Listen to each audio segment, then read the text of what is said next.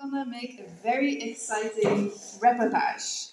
So, we have been gathering with a very inspiring and impressive group of women, I must say. So, how can you be a piece of peace? We are going to find out.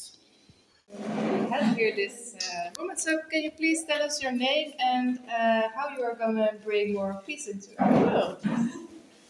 Hi, I'm Kitty, and we are planning to bring peace to the world by teaching teachers, parents, and kids how to communicate non-violently, to non-violent communication. Yes.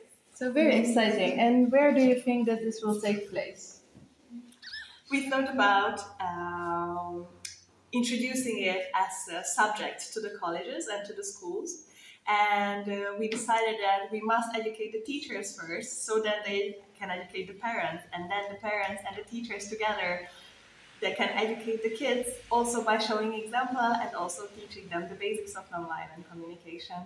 And we are really, really inspired because our goal is to connect and reconnect. That sounds very nice. So I was just wondering, for our listeners who haven't really been in this training course, can you say just very briefly what is this nonviolent communication? I knew that was coming.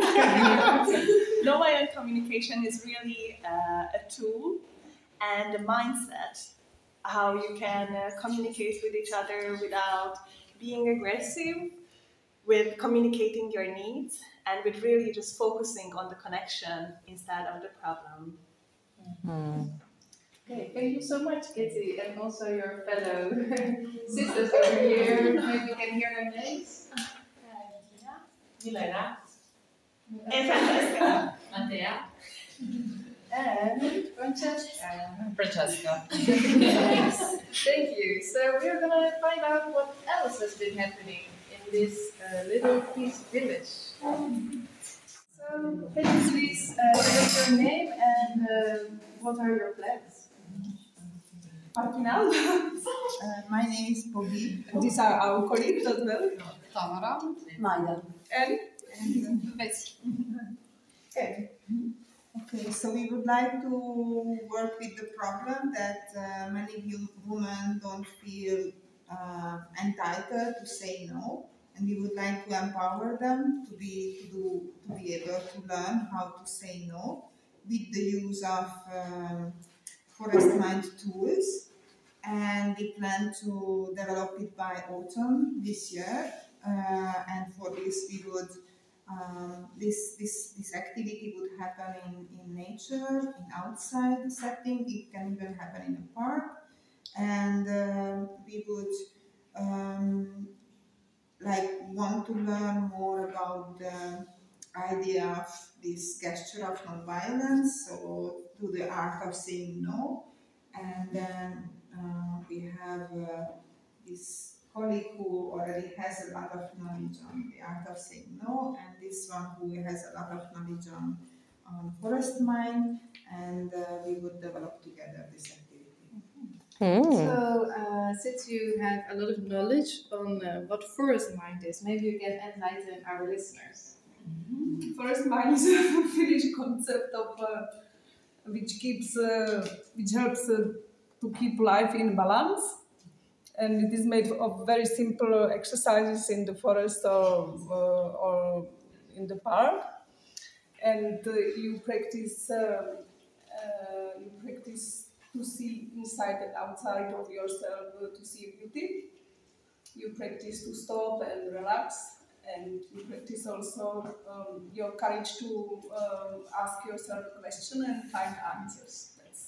That's the three different rules of forest mind was developed into them. So it sounds like the forest can be a very supportive environment for us to go more deeper inside, and that will help us also to say no. Did I understand it? Yes, perfectly. It connects you easily, more easily with yourself, with your feelings, to understand them, and to then say if something goes the way you don't want to say no.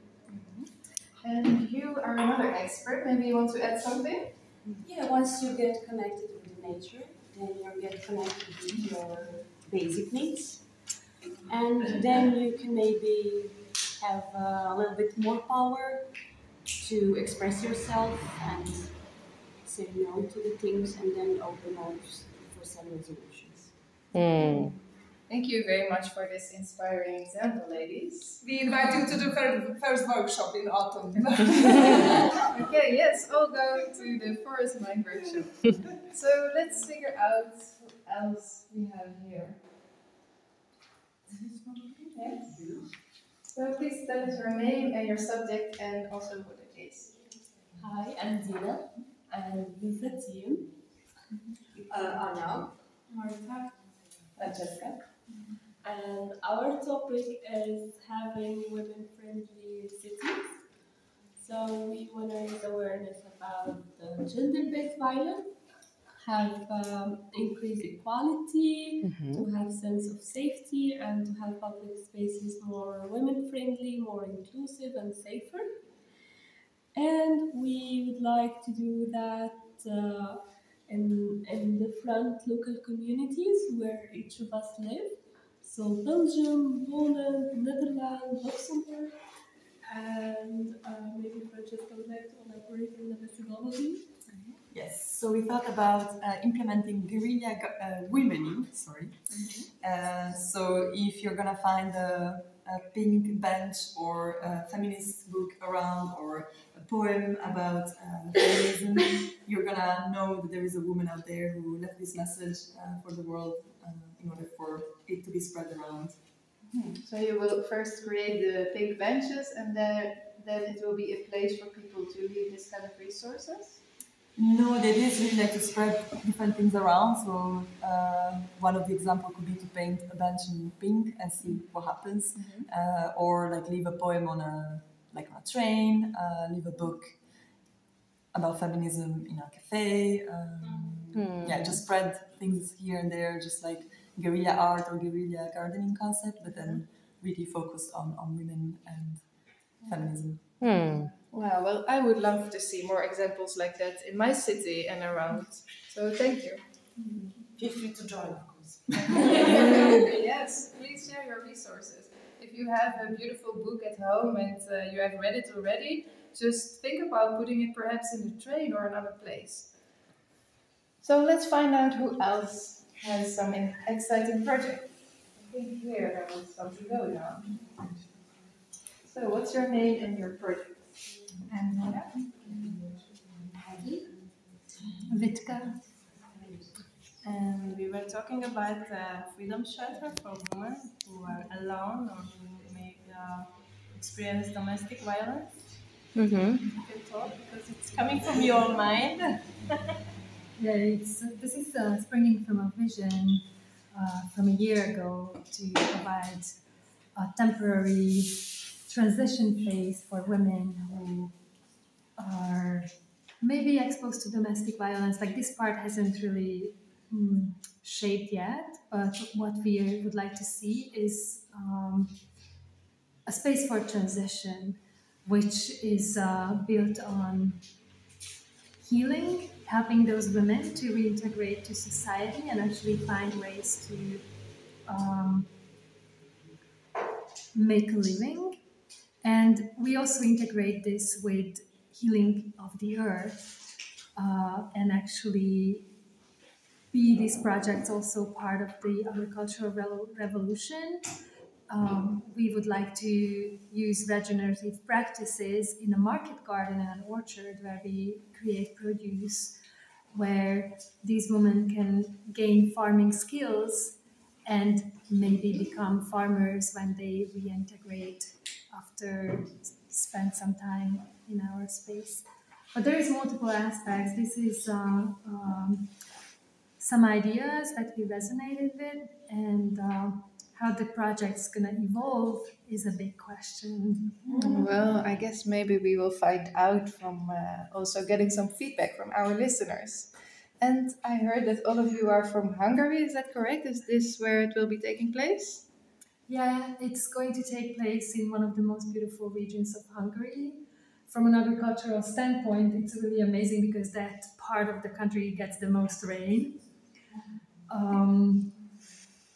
It's called Őrség, which is the foothills of the Alps. And one thing I want to add, like we really wanted to work the Mother Nature project, like to connect with nature and the healing power of nature. So and the healing power of Mother Nature. So giving back to this woman this knowledge, this belief, and courage, and also how to say, self-confidence. Thank you.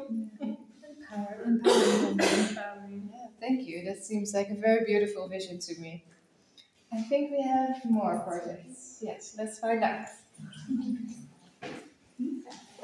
So, as I'm entering your little group, I already see here the topic, but perhaps you can also tell us a little bit more, introduce yourselves.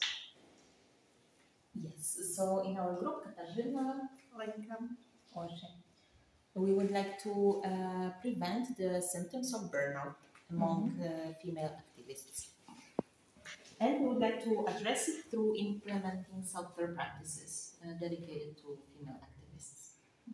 And do you have already some ideas of how you would prevent this?